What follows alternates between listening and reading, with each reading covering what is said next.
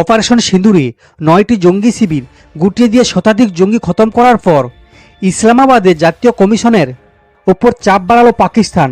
সরকারি সূত্রে জানা গিয়েছে, ভারতীয় হাই কমিশন ও কূটনৈতিক বাসভবন সংবাদপত্র পৌঁছানো বন্ধ করে দেওয়া হয়েছে। এখানে থেমে থাকেনি ইসলামাবাদ। সূত্রে দাবি, পাকিস্তানি কর্তৃপক্ষ ভারতীয় কূটনৈতিকদের ওপর নজরদারি বাড়িয়েছে, এমনকি অনুমতি ছাড়াই ভারতের বাসভবন ও কার্যালয়ে প্রবেশের ঘটনাও ঘটেছে।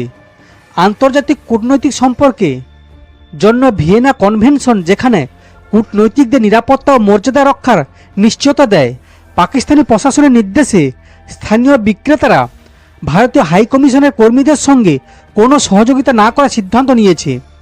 স্থানীয় গ্যাস সিলিন্ডার সরবরাহকারীদের সরাসরি জানিয়ে দেওয়া হয়েছে যেন তারা আর ভারতীয় কূটনৈতিকদের জন্য রান্না ও গ্যাসের জন্য প্রয়োজনীয় জ্বালানি বিক্রি না করেন। পুলওয়ামা হামলার পর ভারতীয় সার্জিক্যাল স্ট্রাইকের পর পাকিস্তান একই ধরনের হায়রানির পথে হেঁটেছিলেন।